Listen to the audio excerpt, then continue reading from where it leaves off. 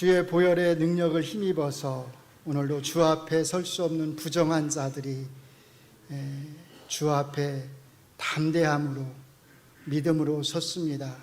이 한 시간도 주의 말씀 우리 가운데 들려주시고 무엇보다도 이 부족한 종의 부정한 입술을 무딘 입술을 주께서 주장하셔서 주의 말씀만 잘 전하게 하여 주시옵소서. 예수님 이름으로 기도합니다. 아멘. 지난주에 저희가 하나님이 왜 아담과 하와를 에덴 동산에서 쫓아내셨는가에 대해서 살펴보았습니다. 왜 쫓아내셨다고 그랬죠? 살리려고, 살라고 사실은 하나님이 쫓아내셨습니다. 쫓겨났기 때문에 우리에게 돌아갈 수 있는 소망이 생긴 거죠. 그러니까 여기에 굉장히 놀라운 진짜 하나님의 큰 은혜가 사실은 여기에 작용을 하고 있는 것입니다. 가죽옷은 그 하나님의 은혜의 표입니다. 자, 이렇게 해서 이제 아담과 하와는 어디서 살게 된 거예요? 에덴 동산 밖에서 살게 됐어요. 그리고 이 에덴 동산 밖에서 아담과 하와는 아들 둘을 얻게 됩니다. 첫째가 가인이고 둘째가 아벨이에요. 둘 다 자라서 이제 하나님 앞에 제사를 드릴 수 있는 그런 나이가 되었습니다. 가인은 장사꾼, 농사꾼이었어요. 그래서 자기가 지은 그 농산물을 가지고 하나님 앞에 제사를 드렸습니다. 아벨은 양치는 자였기 때문에 양의 첫 새끼와 그 기름으로 제사를 드렸습니다. 그런데 우리가 너무나 잘 알듯이 하나님께서 아벨의 제사는 기쁘게 받으셨는데 가인의 제사는 받지를 않으셨어요. 자, 여기서 이제 또 질문이 나갑니다. 올려주시죠. 자, 하나님이 가인의 제물을 받지 않으신 것은 아벨처럼 동물을 잡아서 제물로 바치지 않았기 때문일까요? 맞다, 아니다. 이제 너무 자신 있게 대답을 하시네요. 익숙해지셨군요. 사실 많이 이런 설교를 들어보셨죠? 대개 다 이 4장, 이 본문을 가지고 설교를 하시는 분들은 이 문제를 가지고 사실은 설명을 하세요.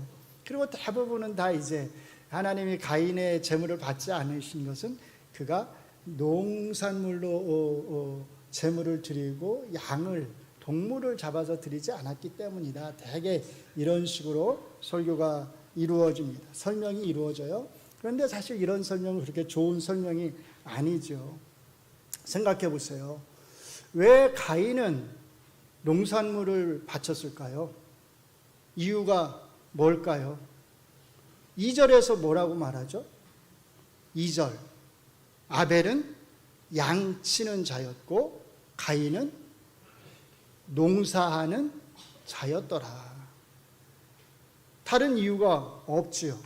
가인은 자기가 열심히 농사꾼이니까 농사를 지어서 그 소산물을 하나님 앞에 바친 것뿐입니다. 자, 그러면 한번 잘 생각해 보세요. 아벨은 왜 양으로 제사를 드렸을까요? 왜냐하면 양치는 자였으니까. 자기가 양치기였으니까. 아벨은 그냥 자기가 바칠 수 있는 것을 바쳤던 것뿐입니다. 그래서 양을 드린 것이지 거기에 다른 이유가 있는 것은 사실 아니죠. 만일 아벨이 농사꾼이고 가인이 양을 치는 자였다면 어떻게 됐을까요? 아벨이 농산물로 제사를 드렸을 것이고 가인은 양을 바쳤을 것입니다. 그러니까 여기서 어떤 제물을 드렸느냐가 사실 문제가 되는 게 아니라 다른 데 사실은 문제가 있다는 겁니다.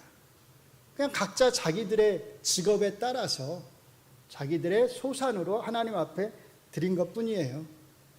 자, 우리가 여기서 이제 칼빈이 한 아주 유명한 말, 여러분들 모두가 다 알고 있는 말을 좀 떠올렸으면 좋겠어요. 그게 뭐냐면 칼빈이 뭐라고 말했냐면 우리는 성경이 가는 데까지 가고 성경이 멈추는 데에서 멈춰야 한다고 그랬잖아요. 다 아시는 말씀이잖아요. 자, 이 말씀을 우리가 성경을 이해하는데도 한번 잘 적용을 한다면 이렇게 말할 수 있을 거예요. 우리는 성경이 말하는 데까지 말을 하고 성경이 말하지 않는 것, 성경이 침묵하는 것에 대해서는 우리도 함께 침묵을 해야 된다는 거죠.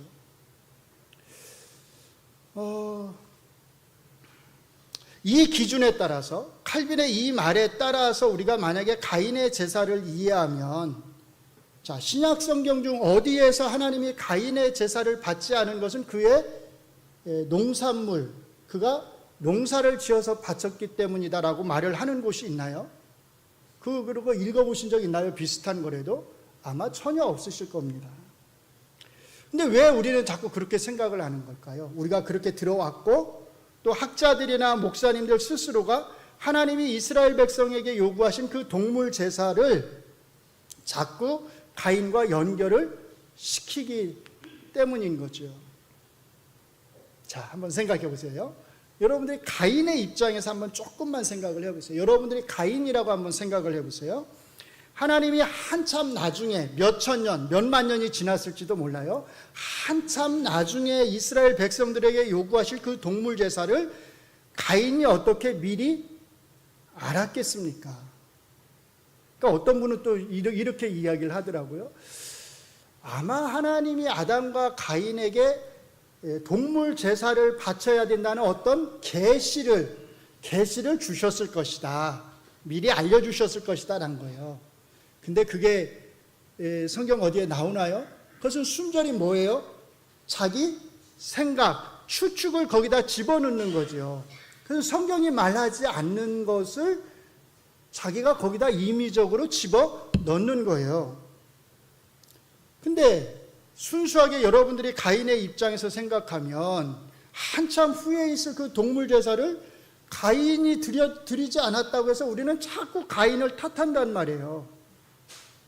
그러면 가인의 입장이라면, 여러분들이 가인이라면 이게 얼마나 억울한 일이겠어요. 여러분들은 전혀 억울하신 표정들이 아니시군요. 가인이 아니니까. 자, 그러니까 하나님이 한참 나중에 요구하시는 이 동물 제사를 우리가 지금 자꾸 가인하고 연결시키려고 해서는 안 된다라는 거예요. 신약 성경 자체도 그런 식으로 연결시키지 않고 있어요. 오히려 신약 성경은 가인과 아벨의 제사에 대해서 이렇게 말을 합니다. 히브리서 11장 4절을 우리가 같이 읽겠습니다. 시작. 믿음으로 아벨은 가인보다 더 나은 제사를 하나님께 드림으로 의로운 자라 하시는 증거를 얻었으니 하나님이 그 예물에 대하여 증언하심이라. 자, 히브리서 저자가 너무나 명확하게 설명합니다. 하나님이 왜 아벨의 제물을 받으셨다고요? 아벨은 믿음으로 드렸다. 그래서 아벨은 의로운 자로 인정을 받았다. 무슨 뜻이죠? 역으로 가인은 어땠다는 거예요? 믿음으로 드리지 않았다는 거죠. 왜죠? 가인은 믿음으로 드리지 않았기 때문에 그는 의롭지 않은 자라는 겁니다. 생각해 보세요. 믿음으로 드리지 않는 의롭지 않은 자의 제물을 하나님이 받으실 수 있을까요? 가인이 의롭지 않은 자라고 하는 증거는 사실 오늘 본문에 너무나 명확하게 드러납니다. 하나님이 아벨과 그 제물은 받으셨지만 자기의 제물을 받지 않으니까 가인이 어떻게 반응을 하나요? 성경이 가인의 반응을 어떻게 표현을 하죠? 가인이 몹시 분해서 어떻게 됐다? 얼굴색이 변했다, 그렇게 말을 하잖아요. 막 분노해가지고 분노를 주체를 못하는 거예요. 그러니까 어떻게 되는 거예요? 얼굴색이 확 달라지는 거죠. 자, 이것을 보시고 여호와 하나님이 가인에게 이렇게 충고하십니다. 여호와께서 가인에게 이르시되 내가 분하여 함은 어찌 됨이며 안색이 변함은 어찌 됨이냐. 내가 선을 행하면 어찌 낯을 들지 못하겠느냐. 선을 행하지 아니하면 죄가 문에 엎드려 있느니라. 죄가 너를 원하나 너는 죄를 다스릴지니라. 가인의 마음속에 주체할 수 없는 죄의 욕구, 욕망이 가득하다는 겁니다. 가인은 이런 마음을 가지고 하나님 앞에 제물을 드린 거예요. 이런 제물을 하나님이 받으실 수 있을까요? 여러분 같으면 이런 제물을 받으시겠습니까? 자, 만약에 가인이 아벨처럼 양을 잡아서 하나님 앞에 바쳤다면 하나님이 이 제물이 양이라고 하는 그 이유만으로 죄에 가득 차 있는 이 가인의 그 마음이 죄로 가득한 그 가인의 그 제물을 받으실 수 있을까요? 마음은 죄로 가득 차 있는데 동물로 제사를 드렸어요. 그러면 너는 마음이 죄로 가득한데 동물로 양으로 제사를 드렸으니까 내가 받을게, 하나님이 그러실 수 있을까요? 그러실 수 없겠지요. 뭐가 문제죠? 제물의 종류인가요? 아니면 가인의 마음의 상태인가요? 하나님의 말씀에 따르면 명백하게 가인의 마음이 문제입니다. 하나님이 말씀하시잖아요. 네가 선을 행하면 어찌 낯을 들지 못하겠느냐. 선을 행하지 않는다는 겁니다. 그 다음에 죄가 가인의 마음의 문에 엎드려 있다고 하십니다. 그러므로 죄가 너를 원하나 죄가 너를 삼키려 하지만 어떻게 해야 된다? 너는 죄를 다스려야 된다. 네가 죄를 다스려야 된다. 하나님의 이런 경고에도 불구하고 가인은 자기의 마음속에 웅크리고 있는 그 죄에 대한 욕구를 제대로 다스리지 못했습니다. 결국 그래서 어떻게 되느냐? 자기 동생 아벨을 죽이게 되는 거죠. 그리고 이 살인은 우발적 살인이 아니라 고의적 살인이었습니다. 어떻게 알 수 있느냐? 8절 말씀을 한번 보세요. 8절 말씀을 보시면 가인이 그의 아우 아벨에게 말하고 이렇게 돼 있어요. 우리말 성경에 그냥 말하고 이렇게 돼 있는데 아마 대부분의 성경책이 그 말하고의 각주 1이라고 이렇게 쓰여져 있을 거예요. 조그만하게. 그것을 따라서 밑에를 한번 읽어보시면 밑에 뭐라고 돼 있죠? 고대 역본들에 의하면 우리가 들러 나가자 이렇게 돼 있다는 거예요. 물론 아마 이 우리가 들러 나가자라고 하는 이 말은 나중에 어떤 사람들이 추가한 말일 수 있어요. 그런데 이게 전혀 틀린 말은 아니라는 거죠. 뭐라고 말했겠어요? 우리가 들러 나가자라고 말을 했겠죠. 그래서 들러 나갔겠죠. 그리고 그곳에서 자기 동생을 죽인 겁니다. 그러니까 우발적으로 죽인 것이 아니라 고의로 죽인 겁니다. 이 살인사건은 하나님이 가인의 제물을 받을 수 없었던 바로 그 이유를 우리에게 보여주는 겁니다. 농산물을 드린 것이 문제가 아니라 그 마음에 웅크리고 있는 그 죄에 대한 욕구를 가인이 다스리지를 못했다라는 거죠. 이것을 히브리서 기자는 아벨과 비교해서 믿음이 없이 드렸다라고 사실은 함축해서 말을 하는 것입니다. 자, 정리하면 하나님이 가인의 제물을 받지 않으신 것은 동물 제사를 드리지 않아서다라고 하는 이런 주장은, 이런 설명은 맞는 거다, 틀리는 거다, 틀리는 거다입니다. 틀리다입니다. 문제는 제물의 종류가 아니라 그 마음입니다. 여기까지가 성경이 말하는 거예요. 여기까지가. 자, 그러니까 우리도 성경에 따라서 어디까지만 말해야 돼요? 여기까지만 말을 하면 됩니다. 거기다 내 생각을 넣어서 하나님이 미리 알려주셨을 것이다, 이런 설명은 사실 할 필요가 없는 거예요. 자, 그런데 사실은 진짜 중요한 것은 이게 아니라는 거예요. 진짜 중요한 것은 사실 따로 있어요. 우리가 이 이야기를 읽으면서 항상, 또는 이 이야기에 대한 설교를 들으면서 항상 뭐에 집착을 하냐면, 왜 아벨의 것은 받고 가인의 것은 받지 않았을까? 거기만 너무 집착을 하다 보니까 우리가 정말로 중요한 핵심 메시지를 놓쳐서 그래요. 그러니까 너무 여기에 집착하시면 제가 볼 때 안 좋을 것 같아요. 왜? 진짜 중요한 걸 놓칠 수 있으니까. 그럼 진짜 중요한 게 뭘까요? 한번 질문을 던져보세요. 가인과 아벨 이야기는 왜 여기에 나와 있을까요? 창세기 저자는 가인과 아벨의 이야기를 왜 이곳에 기록해 두었을까요? 사실은 이게 진짜 중요한 질문이죠. 가인과 아벨의 이야기가 왜 이곳에 있죠? 가인이 아벨을 죽였다는 사실을 우리에게 알려주기 위해서일까요? 가인이 인류 최초의 살인자야 라고 하는 사실을 우리에게 알려주려고 이걸 기록하고 있는 것일까요? 창세기 저자는 가인과 아벨의 이야기를 왜 이곳에 두었을까요? 야, 농산물로 드리면 안 돼. 반드시 동물 제사를 드려야 돼라고 하는 걸 우리에게 알려주려고 하는 걸까요? 사람이 그 마음에 분노를 품고 드리면, 너희가 분노하는 마음으로 하나님 앞에 제물을 드리면, 예물을 드리면 하나님이 그런 거 받지 않으셔 라고 하는 걸 우리에게 알려주려고 하는 걸까요? 우리 안에 있는 분노하는 마음을 잘 다스려야 한다고 하는 것, 그러지 않으면 우리가 살인까지도 저지를 수 있다고 하는 것을 우리에게 알려주려고 지금 이 이야기를 여기에 기록해 두고 있는 것일까요? 물론 그 모든 것들이 우리에게 교훈으로 다가올 수는 있을 거예요. 그러나 그것들은 이 이야기가 여기에 기록되어 있는 이유, 목적이 아니라는 거예요. 그러면 이 이야기가 왜 여기에 있을까요?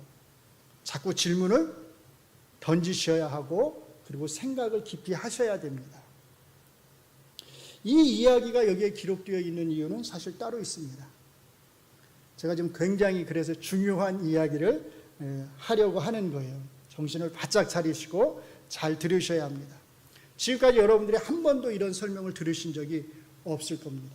아마도 있기를 바라지만, 그리고 아마도 또 앞으로도 전혀 듣지 못하실 수도 있어요. 딱 처음이자 마지막 설명일 수 있다는 뜻입니다. 그러니까 잘 들으시고 잘 기억하셔야 합니다. 가인과 아벨의 이야기가 왜 여기 있을까요? 이유는 사실 간단합니다. 앞에서 창세기 3장 15절에서 하나님이 뱀에게 하신 심판의 말씀을 통해서 구원을 약속을 하셨어요. 그렇죠? 자, 그 말씀을 잘 들어보면 거기에는 두 후손이 나옵니다. 하나님이 두 후손에 대해서 말씀을 하세요. 누구와 누구의 후손이죠? 뱀의 후손과 여자의 후손이잖아요. 자, 쉽게 말하면 앞으로 이 인류의 역사는 둘로 나누어지게 된다는 거예요. 뱀의 후손과 여자의 후손으로 이 인류의 역사가 나누어져서 이 두 후손이 계속 이 역사 안에서 서로 다투고 싸우고 갈등을 하리라는 것입니다. 자, 그러면 이제 앞으로 누가 뱀의 후손에 속해 있는 자들일까요? 이제 앞으로 누가 여자의 후손에 속해 있는 자들일까요? 가인과 아벨 이야기는, 이 이야기가 우리에게 보여주려고 하는 것은 이 두 후손이 어떻게 갈라지게 되는지를 사실은 보여주려고 하는 겁니다. 이게 이 이야기의 기록 목적인 겁니다. 살인자인 가인은 뱀의 후손의 대표자, 뱀의 후손을 대표하는 그 조상이라는 겁니다. 요한일서 3장 12절을 보시면 이걸 잘 알 수 있어요. 읽어드리겠습니다. 가인같이 하지 말라. 그는 악한 자가 누구예요? 사탄에게 속하여 그 아우를 죽였으니, 어떤 이유로 죽였느냐? 자기 행위는 악하고 그의 아우의 행위는 의로움이라. 가인이 누구에게 속했다고요? 악한 자, 사탄, 마귀에게 속했다. 그러니까 가인은 창세기 3장 15절이 말씀하고 있는 누구의 후손의 조상이요? 뱀의 후손의 조상이라는 겁니다. 그래서 이제 저희가 15절까지 읽었는데요, 이 가인과 아벨 이야기 다음에 나오는 16절부터는 이 뱀의 후손을 대표하는 가인의 족보가 나와요. 프린트물 다 받으셨죠? 예, 프린트물을 여기 스크린을 보셔도 되는데, 자, 가인의 족보를 제가 정리를 해놨어요. 이 가인의 족보를 보시면 모두 몇 대가 나와요? 7대가 나와요. 7명. 그런데 6번째 대, 제6대에 라멕이라고 하는 이 인물을 주목할 필요가 있습니다. 왜냐하면 라멕이 자기가 사람을 죽인 것에 대해서 자랑을 하거든요. 자, 창세기 4장 조금 뒤에요. 23절, 24절을 우리가 한번 같이 읽겠습니다. 시작. 라멕이 아내들에게 이르되 아다와 실라여 내 목소리를 들으라. 라멕의 아내들이여 내 말을 들으라. 나의 상처로 말미암아 내가 사람을 죽였고 나의 상함으로 말미암아 소년을 죽였도다. 가인을 위하여는 벌이 7배일진데 라멕을 위하여는 벌이 뭐라고요? 77배이리로다. 지금 회개하는 거 아니에요. 뭐 하는 거예요? 자랑하는 거예요. 내가 이렇게 사람을 많이 죽였다. 내가 이 정도로 벌을 받아야 된다. 내 조상 누구요? 가인은 7배 정도 벌을 받으면 되겠지만 나는 그거 가지고는 안 돼. 나는 77배 정도는 받아야 돼. 라고 지금 자랑을 하는 겁니다. 이 라멕이 누구의 후손이라고요? 가인의 후손, 6대손. 그러니까 이 라멕은 어떻게 보면 이 땅에 존재할 수 있는 최고의 악의 화신이라고 할 수 있습니다. 그런데 이 가인의 족보 다음에 이제 하나님께서 가인이 죽인 아벨을 대신해서 셋을 주셨다고 하는데요. 그 셋의 족보, 즉 아담부터 올라가는데 아담의 족보가 나와요. 이 가인의 족보와 아담의 족보를 한번 비교해 보시면 놀라운 사실을 알 수 있습니다. 여러분들 프린트물에 2번인데요. 자, 아담의 족보가 모두 몇 대죠? 10대, 10대로 딱 맞춰져 있어요. 그리고 제일 밑에 누가 나오냐면 노아가 나오고요. 그 세 아들 셈, 함, 야벳이 나옵니다. 그런데 잘 보시면 제7대에 누가 나와요? 에녹이 나와요. 에녹에 대해서는 잘 아시죠? 창세기 5장 24절이 에녹을 이렇게 설명합니다. 에녹이 하나님과 동행하더니 하나님이 그를 데려가심으로 세상에 있지 아니하였더라. 에녹을 누구하고 지금 대비해서 설명하고 있어요? 딱 표를 보시니까 라멕과 에녹을 대비하잖아요. 라멕은 가인의 6대손이고 에녹은 아담의 7대손이라는 겁니다. 6과 7이라고 하는 숫자가 아마 나름 의미가 있지 않을까 생각을 하는데 어쨌든 이 에녹은 하나님과 동행한 사람으로서 죽음을 맛보지 않고 하늘로 올라갔습니다. 그러니까 한편에는 뱀의 후손을 대표하는 가인의 족보에 속한 자로서 최고의 악인이라고 할 수 있는 라멕이 있고 그 반대편에는 여자의 후손을 대표하는 아담의 후손으로서 최고의 의인이라고 할 수 있는, 그래서 심지어 죽음도 맛보지 않고 하늘로 올라가게 된 에녹이 있는 것을 알 수 있어요. 이 여자의 후손을 대표하는 아담의 후손의 제10대가 누구냐면 바로 노아입니다. 그러니까 지금까지 창세기 저자의 관심은 가인의 후손에게 있는 것이 아니라 이 하나님이 여자의 후손을 통해서 구원의 역사를 이루게 될 이 아담의 후손에게 있는 것을 우리가 알 수 있습니다. 조금만 더 나가 볼까요? 아까 노아에게 세 아들이 있었죠? 누구누구죠? 셈, 함, 야벳 세 아들이 있었어요. 그러면 이 세 아들 중에 누가 아담의 후손의 그 계보를 이을까요? 셈일까요? 함일까요? 아니면 야벳일까요? 첫째인 셈입니다. 그래서 창세기 10장에 가시면 노아의 세 아들의 족보가 나오는데요. 그 순서가 셈, 함, 야벳으로 나오지 않고 야벳, 함, 셋으로 나와요. 뒤바뀌어서 나와요. 그러니까 뭘 의미하냐면 중요한 족보, 포커스를 맞추려고 하는 족보를 나중에 말하는 거예요. 아까 가인을 먼저 말하고 가인의 족보를 먼저 말하고 아담의 족보를 나중에 얘기했잖아요. 마찬가지예요.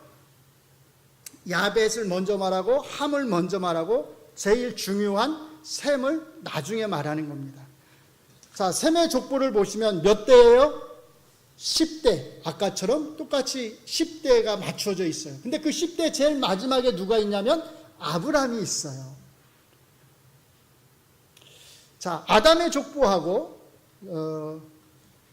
이 셈의 족보를 같이 놓고 보시면 4번이죠. 이 창세기 저자의 목적을 쉽게 아실 수 있습니다. 자, 이 족보를 보시면 여자의 후손을 대표하는 아담의 족보가 아담부터 노아까지 10대이고요. 그리고 셈부터 아브라함까지 또 10대로 되어 있잖아요.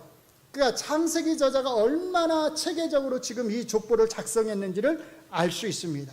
그것은 이 족보를 보고서 창세기 저자의 관심이 어디에 있다?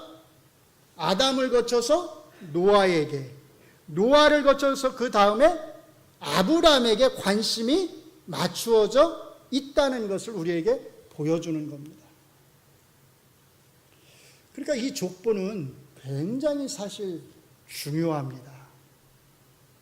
좀 정리를 해드리면 이 족보들은 하나님이 창세기 3장 15절에서 하신 그 약속, 여자의 후손을 통한 그 구원의 역사가 아담의 후손을 통해서 이루어질 것이고 그 후손들 중에서 특별히 노아를 거쳐 믿음의 조상이라고 하는 아브라함에게로 포커스가 맞추어질 것을 우리에게 보여주는 겁니다.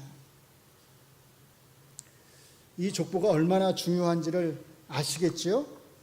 이 아담의 족보, 셈의 족보가 언약을 통해서 이제 이스라엘 백성들에게로 이어지고요. 그 중에서도 다윗에게로 이어지고 결국에는 예수 그리스도에게로 이어지는 것을 우리가 알고 있습니다. 이 세상에는 수많은 족보들이 있어요. 우리나라에도 각 성씨마다 족보들이 있습니다. 예전에 제가 그 청년 때에 저희 친척 형님이 저를 부르더니 야, 이게 우리 조씨 집안의 족보야 하면서 그 족보를 저한테 보여주면서 여기에 우리 조상 중에 쉽게 말하면 이렇게 높은 벼슬을 한 분이 어떤 분이 있는지를 저한테 알려주시더라고요. 다 족보들 있으시죠? 그 족보에 보면 다 우리가 그 어디에 속했냐? 다 양반 자손이에요. 그래서 누가 그러더라고요. 그 족보를 크게 믿을 만한 게 못 됩니다. 속된 말로 말하면 중간에 다 세탁된 겁니다. 그러더라고요. 그게 뭐 중요하겠어요, 사실은. 이 땅에서 우리가 어느 족보에 속했는지가 뭐가 중요하겠습니까? 중요한 건 성경에 딱 두 가지 족보밖에 나오지 않는다는 거예요. 뱀의 후손, 가인의 족보와 여자의 후손, 아담의 족보. 이 두 개 외에는 다른 족보가 없다는 겁니다. 그래서 이 땅에 사는 모든 사람은 가인의 족보에 속해서 뱀의 후손으로 살아가든지 아니면 아담의 족보에 속해서 여자의 후손으로 살아가든지 둘 중에 한 가지 선택밖에는 없습니다. 그런데 재미있는 사실이 있어요. 세례 요한이 요단강가에서 세례를 베풀고 있는데 그곳에 바리새인들과 사두개인들이 왔습니다. 그러니까 멀리에서 바리새인들과 사두개인들이 오는 것을 세례 요한이 보고서 이렇게 외쳤어요. 이 독사의 자식들아. 뭐라고요? 이 독사의 자식들아.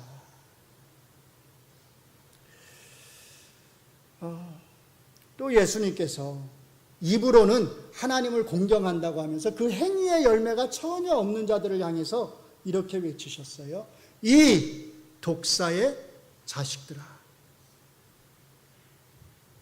자기들 스스로는 나는 여자의 후손이야, 나는 아담의 후손이야 라고 생각하는 자들을 향해서 세례 요한과 예수님이 똑같이 외치신 거예요. 이 독사의 자식들아, 이 뱀의 자식들아, 착각하지 말라. 착각하지 말라. 너희는 여자의 후손이 아니야. 너희가 육체적으로는 아브라함의 후손이라고 해서 너희가 자동적으로 여자의 후손인 줄 아니? 그렇지 않아. 라고 예수님이 말씀을 하신 거죠. 그러니까 잘 아셔야 합니다. 모두가 다 에덴 동산으로 돌아갈 수 있는 게 아닙니다. 가인의 후손에 속해서 뱀의 후손으로 살아가는 사람은 에덴 동산으로 돌아갈 수가 없습니다. 그들에게 에덴 동산은 영원히 돌아갈 수 없는 땅인 거지요. 그들이 갈 곳은 오직 한 곳뿐입니다. 어딜까요?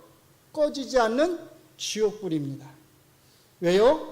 그곳에 사탄과 사탄을 따르는 거짓 선지자 그리고 짐승이 던져질 것이기 때문이죠. 요한계시록 16장부터 보시면 성부, 성자, 성령 삼위일체 하나님을 흉내내서 나오는 가짜 삼위일체가 나오는데요. 사탄과 거짓 선지자와 짐승입니다. 이들은 이 땅에서 성도들을 핍박하고 죽이고 미혹했던 자들입니다. 그런데 요한계시록 끝부분 이제 20장 10절에 보시면 이 가짜 삼위일체의 마지막 운명에 대해서 이렇게 말씀합니다. 같이 읽습니다. 또 그들을 미혹하는 마귀가 불과 유황못에 던져지니 거기는 이미 누가 있어요? 그곳에 그 짐승과 거짓 선지자도 있어 세세토록 밤낮 괴로움을 받으리라. 마귀, 짐승, 거짓 선지자 셋이서 유황불 속에 던져지게 되는 겁니다. 이 셋만 그곳에 던져질까요? 이 셋만 던져질까요? 마귀를 따른 자들, 뱀의 모든 후손들, 가인의 족보에 속해 있는 모든 사람들은 마귀와 거짓 선지자와 짐승이 던져진 바로 그 유황불 속으로, 지옥불 속으로 던져질 것입니다. 지난주에 하나님이 아담과 하와를 내쫓으신 것은 다시 에덴 동산으로 돌아올 수 있도록 하기 위함이라고 제가 말씀을 드렸어요. 그런데 오늘 본문 제4장은 모두가 다, 아무나 다 다시 이 에덴 동산으로 돌아올 수 있는 것이 아니라 오직 여자의 후손에 속해 있는 그 자손들만이 다시 돌아올 수 있다고 하는 것을 우리에게 보여주는 것입니다. 사랑하는 성도 여러분, 에덴 동산으로 돌아가기를 원하시나요? 생명나무의 열매를 따먹으면서 영원히 사시기를 원하시나요? 줄을 잘 쓰셔야 됩니다. 줄을 잘 서야 돼요. 둘 중에 한 줄밖에 없어요.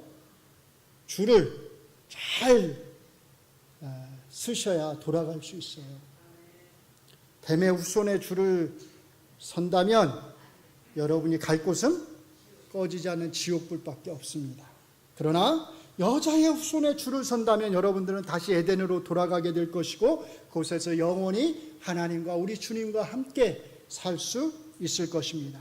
내가 어느 줄을 서느냐에 따라서 내 영혼이 영원히, 내 영혼의 운명이 영원히 결정되는 것입니다. 다시 기회가 없습니다. 지금 제대로 줄을 서고 계신가요? 여자의 후손의 줄에 지금 제대로 서고 계신 건가요? 어떻게 알 수 있지요? 어떻게 알 수 있을까요? 내가 지금 하나님과 동행하고 있는지 그렇지 않은지를 잘 살펴보시면 됩니다. 내가 지금 하나님과 동행하고 있다면, 내가 지금 하나님과 발을 맞추어서 하나님과 함께 같은 방향을 향해서 내가 지금 걸어가고 있다면 나는 줄을 제대로 서 있는 것입니다. 그런데 내 마음에, 내 마음문 앞에 악이 웅크리고 있다면, 내 마음이 분노로 가득 차 있다면, 내 얼굴색이 자꾸 변하고 있다면 나는 지금 줄을 잘못 서 있는 것입니다. 그러므로 우리는 항상 매일같이 기도해야 합니다. 하나님, 제 마음문 앞에 웅크리고 있는 이 악을 잘 다스리게 하여 주시옵소서.